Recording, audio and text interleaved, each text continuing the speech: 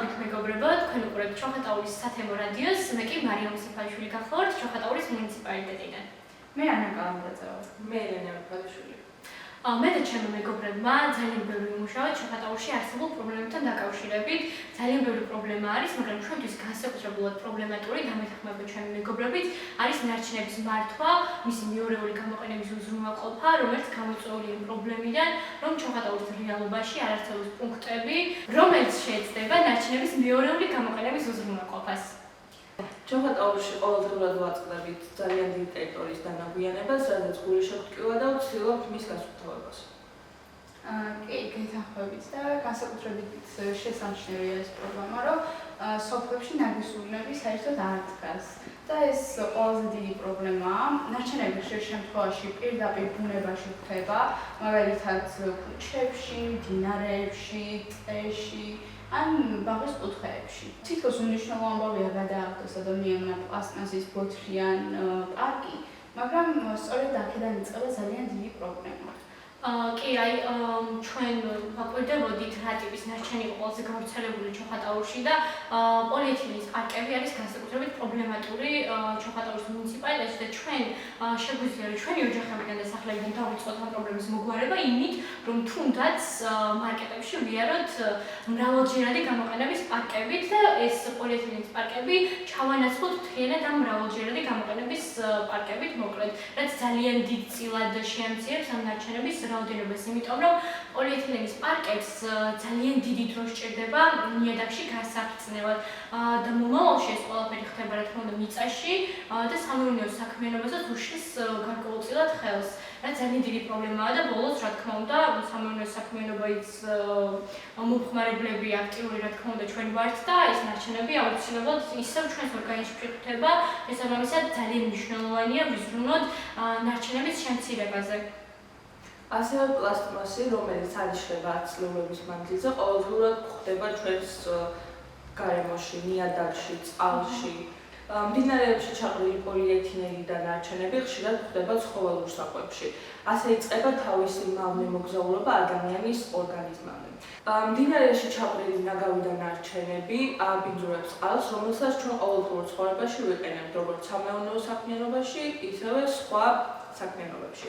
ამიტომ გარემოს დაბინძურება არამხოლოდ ვიზუალურია, არამედ იგი მოქმედებს ადამიანის ჯანმრთელობაზე. როდესაც ჩოხატაურში გადავადგილდებით, ხშირად ვაწყდებით დანაგვიანებულ ტერიტორიებს, სადაც გული შეგვტკივა და ვცდილობთ მის დასუფთავებას.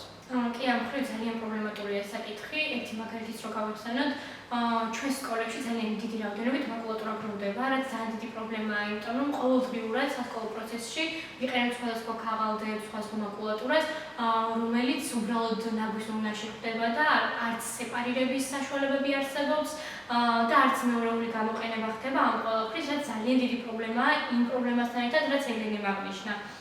სხვადასხვა ქვეყნებში უკვე დიდი ხანია მუშაობენ ნარჩენების შემცირებასა და გადამუშავებაზე. იაპონიაში ახდენენ ნარჩენების სორტირებას 10-ზე მეტ კატეგორიად, რათა ყოველი მასალა თავის ადგილას მოხვდეს და შემდეგ გამოყენება გაამარტივოს. შვედეთში ნარჩენების დიდი ნაწილი იწვება ენერგიის მისაღებად, რაც მთელს ქვეყანას სითბოთი ამარაგებს. გერმანიაში განსაკუთრებულად ყურადღებას აქცევენ პლასტმასის გადამუშავებას და ამისთვის სპეციალური დანადგარებია, სადაც ბოთლის დაბრუნების შემთხვევაში მოქალაქეს თანხას აძლევენ. ეს ქვეყნები გვაჩვენებენ, რომ ნარჩენები არამხოლოდ ნაგავია, არამედ რესურსი, რომელსაც ახალი სიცოცხლე აქვს. სანამ გამოყენებულ ელემენტს ნაგვის უნარში ჩააგდებ, საკუთარ თავს ერთი მნიშვნელოვანი კითხვა უნდა დავუსვა. ამ ქმედებით გარემოს ზიანს ხომ არ აყენებ? აღნიშნულ კითხვაზე პასუხი დადებითია. ელემენტები საკმაოდ სახიფათო ნარჩენებია. ისინი შესაძლოა ისეთ საშიშ ქიმიკატებს შეიცავდნენ, როგორებიცაა ტყვია, კადიუმი, ლითიუმი, თუთია და სხვა. თუ ჩვენ დავდევრობით ელემენტი ნაგავსაყრელზე ან ბუნებაში აღმოჩნდება, აღნიშნული მავნე ნივთიერებები შესაძლოა ნიადაგისა და მიწისქვეშა წყლებს შეერიოს, რის შედეგადაც ის საფრთხეს წარმოადგენს ცოცხალი არსებებისთვის, მათ შორის ადამიანებისთვისაც. სწორი გამოსავალი არც ელემენტების დაწვა, რადგან მავნე ნივთიერებები ატმოსფეროში ხვდება.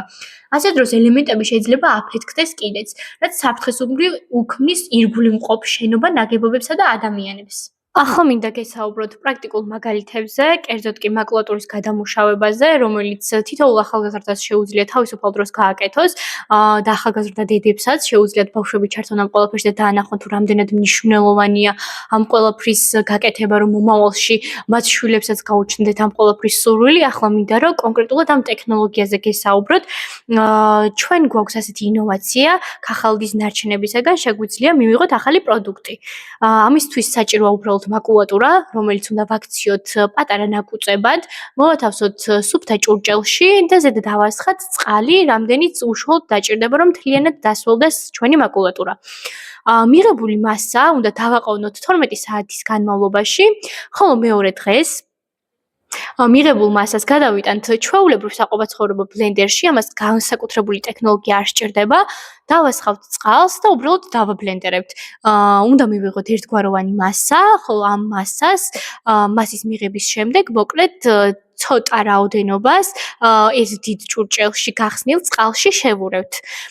ამის შემდეგ გვჭირდება ხის ყალიბები, რომ დავამზადოთ ფურცლები ამ შემთხვევაში. ამ ტექნოლოგიით მხოლოდ ფურცლების არა, ნებისმიერი საყოფაცხოვრებო ნივთის დამზადება შეგიძლიათ, უბრალოდ ამ შემთხვევაში ჩვენ გვინდა რომ ყველაზე მარტივი ფურცლების მეორეული გამოყენება გასწავლოთ. ამის შემდეგ მოკლედ ვწურავთ ამ ჩვენს მიღებულ მასას, რომ ზედმეტი წყალი არ გაყვეს.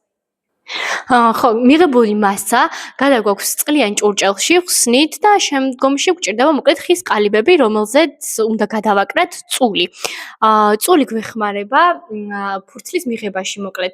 ამ ჩვენს ხის ყალიბს მოვათავსებთ ჩვენი მაკულატურიან წყალში, გავხსნით კარგად, ჩავდებთ ამ ჩვენს ყალიბს, ცოტა ხანი დაველოდებით და ამოტანის შემდეგ დაგვჭირდება ჩვეულებრივი საყოფაცხოვრებო ღრუბელი, რომლითაც უშუალოდ ზედმეტი წყლის მოშორება იქნება საჭირო. შემდეგ სუფთა ფურცელზე გადმოვიტანთ ამ ჩვენს ტექნოლოგიას, მშრალი ღრუბლით ავიღებთ ზედმეტ წყალს და დაველოდებით მის გაშრობას. გაშრობის შემდეგ შეგიძლიათ ჩვეულებრივად როგორც ჩვეულებრივ ფურცელს იყენებთ, ისე გამოიყენოთ ეს ტექნოლოგიაც და იმდენჯერ გადაამუშავოთ ამ ტექნოლოგიით, რამდენჯერაც დაგჭირდებათ. მეორე საკმაოდ გავრცელებული და საკმაოდ დანერგილი ტექნოლოგია არის კომპოსტის მომზადება, ანუ საყოფაცხოვრებო ბიონარჩენებისაგან. გულისხმობ ბოსტნეულის ნარჩენებს, ხილის კანს, რომლისგანაც შეგვიძლია გავაკეთოთ კომპოსტი. ეს არის ბუნებრივი სასუქი, რომელიც მცენარეებს სიცოცხლეს მატებს. ვიცით, რომ 21 საუკუნეში ძალიან ბევრი ქიმიური ნივთიერებები არის გავრცელებული სოფლის მეურნეობაში, სხვადასხვა ბოსტნეულის მოსაყვანად. მაგრამ ეს არის ძალიან ინოვაციური საშუალება, შეგვიძლია ერთი რომ დავზოგოთ ნარჩენების რაოდენობა და შევქმნათ ბიოსასუქი, რომელიც მცენარეს ზრდა განვითარებაში უწყობს ხელს და რომელიც სიცოცხლისთვის არანაირ საფრთხეს არ წარმოადგენს. ამ ვიდეოს მთავარი არსი და ჩვენი მიზანი არის ის, რომ ჩვენ ყოველდღიურობაში ძალიან მარტივად შეგვიძლია ახალი ტექნოლოგიით მეორეული გამოყენების ხელშეწყობა. ჩვენ შეგვიძლია რომ შევამციროთ ხეების ჭრა, იქედან გამომდინარე, რომ ყოველი ახალი ხე გამოყენებული არის ფურცლის დასამზადებლად და ხეების ჭრა გარკვეულწილად ძალიან დიდ პრობლემებს იწვევს, როგორც არის კლიმატის ცვლილება, მეწყრული პროცესების გააქტიურება და სხვა ძალიან ბევრი პრობლემები. და ეს ყველაფერი ჯაჭვში ძალიან კრიტიკულ შედეგებს იწვევს და ჩვენ შეგვიძლია მსგავსი მცირე, პატარა და ძალიან მარტივი ტექნოლოგიებით ავუწყოთ ფეხი ამ ჯაჭვს და ყველამ ერთად ვიზრუნოთ ბუნების დაცვაზე, ნარჩენების შემცირებაზე და ეკოლოგიაზე. ყველაზე საინტერესო ამ პროცესში არის ის, რომ ჩვენ ზემოთ ჩამოთვლილ ორ ტექნოლოგიას ვაერთიანებთ. მაკულატურას და კომპოსტს ვურევთ ერთმანეთში და ვქმნით ახალ ინოვაციურ პროდუქტს, რომელიც ჯერჯერობით საქართველოში დანერგილი არ არის. მაგრამ შეგვიძლია რომ ეს ყველაფერი დავნერგოთ, იმიტომ რომ ძალიან მნიშვნელოვანი პროდუქტის შექმნა ამ ყველაფრისგან შესაძლებელი და ახლა რაც გულისხმობთ. ჩვენ გვინდა რომ მიღებული მაკულატურა, ანუ მასა, შევურიოთ კომპოსტში, ჩავასხათ ქოთნის მსგავს ყალიბებში, ეს ყველაფერი გავაშროთ და მივიღოთ ბიოდეგრადირებადი ქოთანი, რომელშიც შემდგომში ჩაირგვება ყვავილები და გაიყიდება მოკლედ მსგავსად. მოკლედ ეს ქოთნიანი ბიოდეგრადირებადი ქოთანში მოთავსებული ყვავილი როცა მოხვდება მიწაში, გაიხრწნება და მცენარეს ექნება ბუნებრივი სასუქი, რაც ძალიან მნიშვნელოვანია. ანუ ეს არის 2-1 ტექნოლოგია, ყვავილს აღარ სჭირდება ზედმეტი ქიმიური სასუქი და აღარ სჭირდება ბევრი წვალებაც. გარდა ამისა, საკმაოდ გავრცელებული პრობლემაა ფოთლების წვა, რომელიც კანონით იკრძალება, ფოთლს აქვს თვისება, გარდაიქმნას ნეშომპალად. შესაბამისად, არ საჭიროებს ზედმეტ ჩარევას.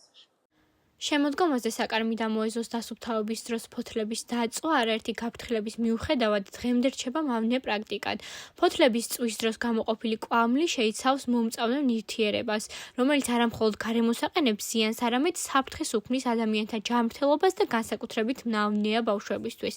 გარემოს დაცვის და სოფლის მეურნეობის სამინისტროს გარემოს დაცვის ზედამხედველობის დეპარტამენტი შემოდგომაზე ამ მიმართულებით კონტროლს ამკაცრებს და მოქალაქეებს მოუწოდეს არ დაწვანეს ზოში მოგროვებული ფოთლები და იმოქმედონ კანონის შესაბამისად. წინააღმდეგ შემთხვევაში მათ ჯარიმის გადახდა მოუწევთ. ნარჩენების მართვის კოდექსის 35 მუხლის თანახმად მუნიციპალური არასახიფათო ნარჩენების, ფოთლების, ბაღის, პარკის ნარჩენების, საყოფაცხოვრებო ნარჩენების ღია წესით და არადანიშნულების საწვავ და დანადგარში დაწვა გამოიწვევს სამართლებრივ დარღვევას და დაჯარიმდება 500 ლარის ოდენობით. გარემოს დაბინძურების შემცირება გარემოს დაცვის ზედამხედველობის დეპარტამენტისთვის პრიორიტეტულია. გარემოს დაცვის სამართალდარღვევების აკვეთის, გამოვლენისა და პრევენციის მიზნით დეპარტამენტის ეკიპაჟები ქვეყნის მასშტაბით 24 საათიან უწყვეტ პატრულირებას ახორციელებენ. პარალელურად მყისიერი რეაგირება ტარდება სამინისტროს ცხელხაზზე 153 დაფიქსირებულ თითოეულ შეტყობინებაზე. ჩვენ შემოგთავაზებთ რამდენიმე ვარიანტი, როგორ შეიძლება გადავამუშავოთ ნარჩენები. გადამუშავება უფრო მარტივი გზებითაც არის შესაძლებელი. მიუხედავად იმისა, რომ არ არსებობს საქართველოში ნარჩენების სეპარირების გამოცდილება, უნდა მოხდეს ამ ნარჩენების ბიოდეგრადირება და არაბიოდეგრადირება ნივთიერებად გარდაქმნა. აქვე განვარტყოთ ისიც, თუ რას ნიშნავს ბიოდეგრადირებადი. ბიოდეგრადირებადი არის ისეთი ნარჩენები, რომლებიც ბუნებაში მარტივად იხრწნება, ხოლო არაბიოდეგრადირებადი არის ისეთი ნარჩენები, რომლებიც ბუნებაში არ იშლება. ნივთიერების პრობლემის არ არის ნიადაგში მოხვედრის შემდეგ საფრთხის შემცველი და პირიქით შესაძლებელია წარმოადგენდეს ნიადაგის ბუნებრივ სასუქს, მისი შეგროვება უნდა მოხდეს ერთად. ჩვენს პირობებში შესაძლებელია ეს ნარჩენები გამოყენებული იქნეს ხილის ან ბოსტნეულის ბუნებრივ სასუქად. ეს შესაძლებელია იყოს საკვების ნარჩენებიც. ზედმეტი მაკულატურა შესაძლებელია მოაგროვოთ სახის კუთხეში, ინტერნეტით მოვიძიოთ შესაბამისი ორგანიზაციები, რომლებიც უზრუნველყოფენ ამ ნარჩენების გადახარისხებას და შემდგომ უკვე მეორეულ გამოყენებას. ჩვენ გვქონდა პრაქტიკა, როდესაც სკოლებმა შევაგროვეთ გარკვეული რაოდენობის მაკულატურები, შევაგროვეთ ერთად და მოახდინეთ ამ ყველაფრის ტრანსპორტირება და გატანა. ჩვენ მაკულატურას ვთვლიდით წიგნებშიც წახალისების მიზნით იყო საჭირო, რომ მომავალში უფრო დიდი ენთუზიაზმით და დიდი მოდომებით შევიდნენ იმ საქმის კეთებას, რაც დღევანდელობაში და ბუნების დაცვისთვის ძალიან მნიშვნელოვან როლს თამაშობს რეალურად. ასე პირველიდან უნდა იკრძალება ერთჯერადი ნივთების რეალიზება და გამოყენება, რაც ვფიქრობთ, რომ საკმაოდ კარგი საშუალებაა იმისთვის, რომ შემცირდეს ნარჩენების დიდი რაოდენობით მოხმარება და შემდეგ ამის ბუნებაში გადაყვანა. ჩვენ შეგვიძლია დავიწყოთ პატარა მარტივი, მაგრამ სასარგებლო ნაბიჯების გადადგმა. ყოველდღიურობაში ნარჩენების გადაქცევა შეიძლება რესურსად, ქაღალდი, ხელოვნებად ან რაიმე სასარგებლო ნივთად. ბიონარჩენები სასუქად და საბოლოოდ ეს ყველაფერი ერთად გარემოსთვის სასარგებლო პროდუქტად. ნარჩენების მართვა მხოლოდ ქარხნების საქმე არ არის. ჩვენ ჩოხატაურში მცხოვრებლებს შეგვიძლია ნარჩენი სასარგებლო პროდუქტად ვაქციოთ. თითოეული პატარა ნაბიჯი ბუნებასა და მომავალ თაობებს უკეთეს ცხოვრებას პირდება. ამ გადაცემის მთავარი მიზანი და ჩვენი მთავარი საქმე არის ის, რომ ჩვენ ახალგაზრდებს შეგვიძლია პატარ-პატარა ნაბიჯებით ძალიან დიდი ცვლილებების მოხდენა. ჩვენ გაგიზიარეთ ესეთი პრაქტიკები, რომლის ყოველდღიურობაში დაგეგმვაც და განხორციელებაც ძალიან მნიშვნელოვანია და ჩვენ გვინდა რომ ხელი შევუწყოთ და დავეხმაროთ სახელმწიფოს ამ პრობლემის აღმოფხვრაში და საბოლოოდ ნარჩენების ძალიან შემცირებაში. თუ ნარჩენების მთლიანად გაქრობა მოხდება და 100%-ით ნულოვანი ნარჩენების ქვეყანა გავხდებით, ეს რა თქმა უნდა ძალიან სასიამოვნო იქნება, მაგრამ ჯერჯერობით ჩვენი ძალისხმევით და მონდომებით რაც შეგვიძლია რომ გავაკეთოთ არის ის პრაქტიკები, რაც მთელი გადაცემის განმავლობაში გაგიზიარეთ. ჩვენი მთავარი მესიჯი კი არის ის, რომ თითოეულმა ადამიანმა ჩვენივე ოჯახებიდან დავიწყოთ ნარჩენების გადამუშავება და მათი შემცირება.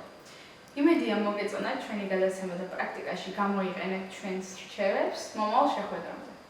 გადაცემის ბოლოს გიტოვებთ ვიდეოებს, სადაც პრაქტიკულად არის ახსნილი ჩვენს მიერ მოყვანილი მაგალითები, თუ როგორ დავამზადოთ მეორეული ქაღალდი და კომპოსტი.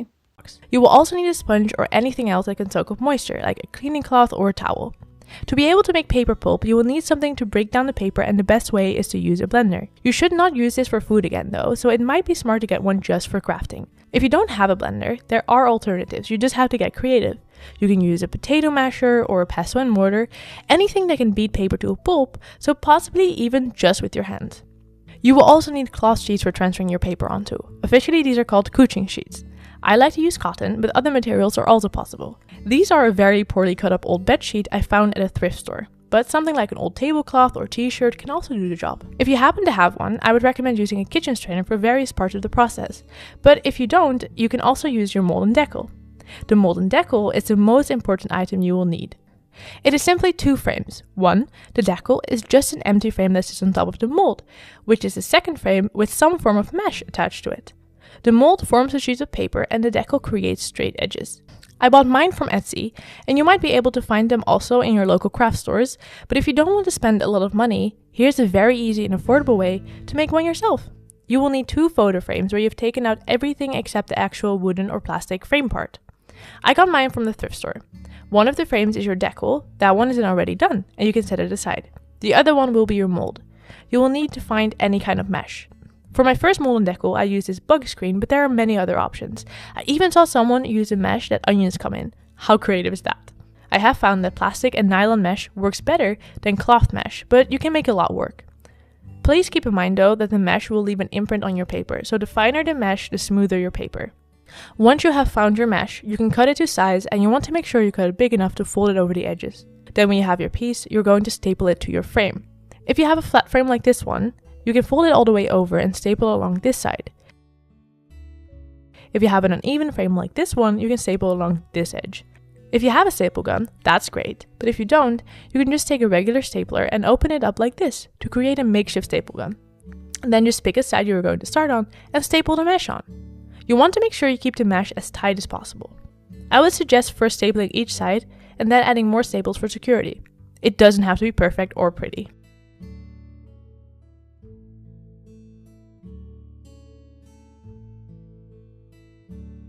Once all the staples are in, you can cut off the excess mesh if there is any, and then your mold is done. You can see there's a little slack in mine. This is still usable, but any more will be difficult to use. Your decal goes on top like this, and there's your homemade mold and decal, ready to make some paper with. So let's get to the next part, prepping your paper. Take what you want to recycle. This can be filled up notebook pages, junk mail, newspaper, or egg cartons. I am using old homework. And you want to rip it into small pieces. The material you choose to recycle will influence your result. The stronger the paper you start with, the stronger your recycled paper. Of course, if you have one, you can also shred your paper instead of ripping it. Whatever was written or printed on your paper before will show up in your new paper as small specks. I like to call it the history of the paper. Add the pieces of paper in a container and add water until everything is covered. You want to let it soak so it can get soft enough to be made into a pulp. I would recommend leaving it for at least 12 hours, but the longer you leave it, the softer it gets. So if you're planning to use a method without a blender, you might want to leave it for longer so you can mash it easier. Once you think your paper is soft enough, it is time to turn it into a pulp.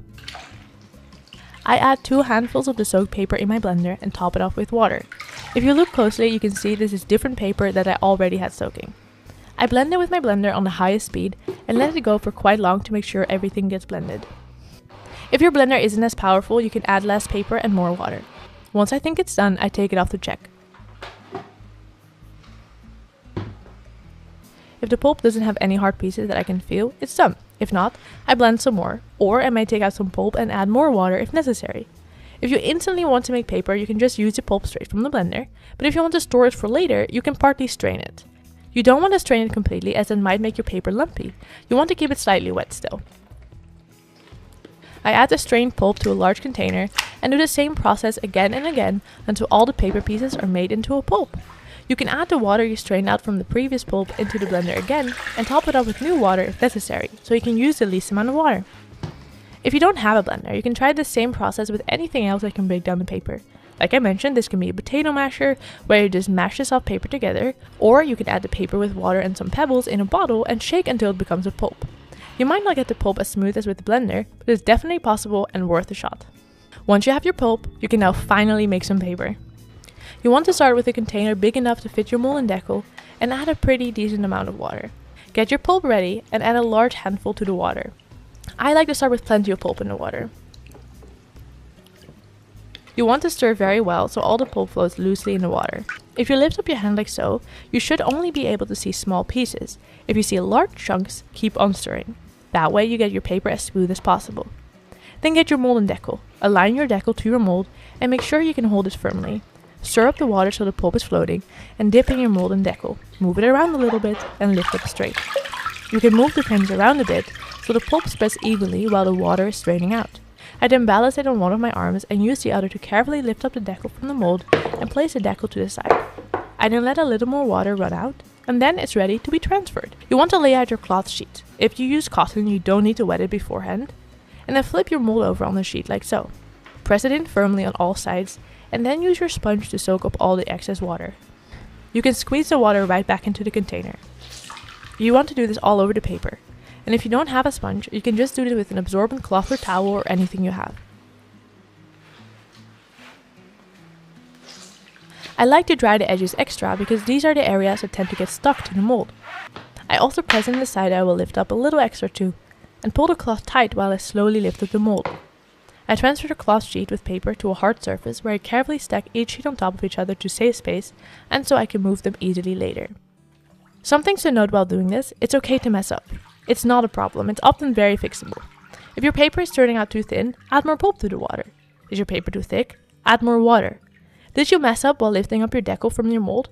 That's okay, just put the pulp right back into the container, mix it up and start over like nothing ever happened. It's a very forgiving craft. I personally like to add a small handful of pulp to the container every 3 to 5 sheets, depending on how thick I am making them.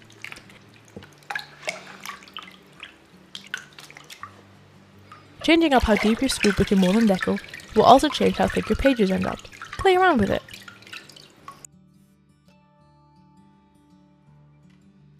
After making a nice stack of papers, I bring them over to my drying area. I use 2 clothespins per sheet and very carefully pull them off of each other and hang them up on a drying rack. You do want to be careful with this, as your paper can very easily be damaged while the pulp is still wet. If you don't want to hang them up, you can just lay out your papers to dry in the sun or inside somewhere. It just might take a little longer. I like to hang them up as it dries quickly and out of the way. I usually just let them dry overnight and come back the next morning. They are now dry and ready to be peeled off their sheets. I say this every time, but this is so satisfying. I first open a small edge with my finger and then peel off the sheet. If the sheet is thin or I'm not careful, it can rip, but this doesn't happen often. You now have your finished paper and you could stop here, but I would still like to flatten them out.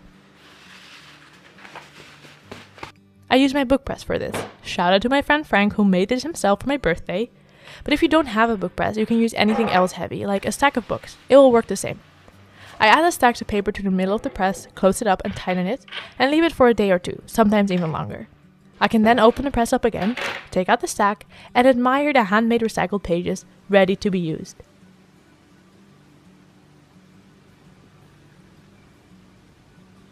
You can see up close that there is a slight texture from the mesh on one side, and a smoother texture from the cloth on the other. If you're still throwing your kitchen scraps in the trash, watch this video. As a gardener, there's a ton of stuff that we grow out here that doesn't even make it in the kitchen. It makes it into the compost pile because it's not the edible part of the plant. But even once you bring in that beautiful, juicy produce, so much of it ends up in a landfill, which is not where it should go, which is why in today's video, both Jacques and myself are going to give you 7 different ways you can use your kitchen scraps easily and boost your garden's productivity. Let's kick it off with by far the easiest way to deal with your kitchen scraps, and that's grabbing a shovel, digging down, not even that deep, maybe a foot or so, and burying them directly in the ground without breaking them down any further. This is the simplest thing you can do. Why? Because there's almost no effort. You don't have to do anything besides this and then cover them back up. And we actually ran one of the most popular experiments on our channel last year, where we planted tomatoes over 6 different types of food scraps and garden waste buried directly underneath those tomatoes. And spoiler, they all worked pretty well, some better than others. You'll have to watch that video to find out. But the real secret here is the finer you can get these food scraps before you bury them, and the longer you wait for them to fully break down, the better off the fertility is going to be, because you're giving that bacteria, that fungal life, the roly-polies, the insects, time to actually break it down into material that plants can use. Speaking of insects, one of the most powerful composting insects out there is the humble worm. Whenever I lay materials on my bed, the worms will totally break it down in no time and return it to the soil. But what's even easier if you don't want to set up your own compost bin is to do something like this. This is like a DIY subterranean worm tower. Now all this is essentially a container in the ground that you could add your food scraps to. So what I could do is grab some of my gross kitchen compost here, just like that, layer it in there, and then cover it up with some browns. In this case, I have shredded paper goods just from shipping packages. You could use straw, shredded paper, cardboard, whatever you have on hand, as long as it's nice and brown. And that will be the combined food source and bedding for those worms. Now, what they are going to do is eat all that material up, go back throughout this bed and poop all over the place, giving me plenty of fertilizer. So let me show you how easy it is to put one of these things together, because it's not hard and it's not expensive. 2 options for you. The first one is the easiest, something that you can just get off the shelf, and that is an irrigation valve cover. You could get this at any hardware store, irrigation supply place. It has that sturdy built-in lid. All you have to do is bury it in the ground and start adding your scraps. The only thing I don't like about it is that it is an open bottom, so soil can work its way up and clog this whole system up. That's why if you wanted to get serious and also build something bigger, you could get any old bucket. This is, I believe, a 2-gallon bucket, and then drill some holes in it. All these are 1/2-inch drill bit holes all across the bucket so that the worms could get into this from any direction. This offers more pathways in, and having a bottom is also great because it stops the soil from coming in. Now I did do a slightly bigger hole on the bottom, but it's honestly not that big of a deal. Again, you want to make sure you have something with a lid so you could cover this, because you don't want your worms to cook in the sun. So that's it. You just bury this in the garden, start layering in your browns and your food scraps, and the worms will do the rest. If you're an apartment dweller and you don't want to deal with the worms, or you don't have the space to bury in ground, something like this could work. They make really short work of kitchen scraps. It's a countertop composter. It's an electric device. This one's called a Lomi, and technically they don't actually make what a gardener like myself would consider to be true compost. What they do is you put your kitchen scraps in, it basically dries them out and grinds them into a fine powder or flake, and that can then be added to the soil, and it'll just break down very quickly into true nutrients for your plants. So it kind of just like hyper speeds up the process that I showed you earlier on, where you bury the food scraps directly in the ground. But sometimes these can be a little bit pricey, and if you have a ton of food scraps, they don't work that well. But this next method isn't very expensive and works well no matter how many food scraps you have. But before we get to that, we have an exciting giveaway from the sponsor of today's video, HoseLink. It's no secret, I'm a huge fan of HoseLink here at Epic Gardening. I've been using this exact hose reel in my front yard ever since I first bought this property about 4 years ago, when this was nothing. It was just a bunch of wood chips, and now I use it almost every single day to water everything you see here in an 82-foot radius, because it's a retractable hose reel. Probably one of the most time-saving watering tools that has ever been invented since maybe the watering can itself. I can hear you asking, what are we giving away? What is HoseLink giving away? Well, we're giving away one of these, of course, a retractable hose reel, 82 feet in any color you like. We've got a Birdie's Bed, 29 inches tall, one of the big boys, in any color you like. $500 to HoseLink store and $150 to our own Epic Gardening store. So it's about $1,000 or more of value you can use to completely deck your garden out for next spring. And be sure to check HoseLink out, because they don't only sell these, they sell some really awesome solar outdoor lights, as well as a ton of different implements that extend on the classic nozzle system. So you can basically turn this into a watering tool that does pretty much anything you could want. The giveaway ends October 29th. The link is in the description. Check that out, and back to our kitchen scrap hacks. This next one is kind of an odd one out. It's not necessarily composting, technically it's fermentation, but it is adjacent to composting, and it's called bokashi. The cool thing about this method is that it could handle literally anything. You could put meat in here, you could put cheeses in here, dairy products, all of it is fine. The bokashi bacteria will fully break that down and make it available to the soil life to further break down, which is what compost does in the long run. So what this is an airtight bucket. Bokashi is an anaerobic process. That means no oxygen is involved. In fact, as little oxygen as possible is the preferred thing to do here. Now, I started this one about a week ago. So what I'm gonna do here is open this up.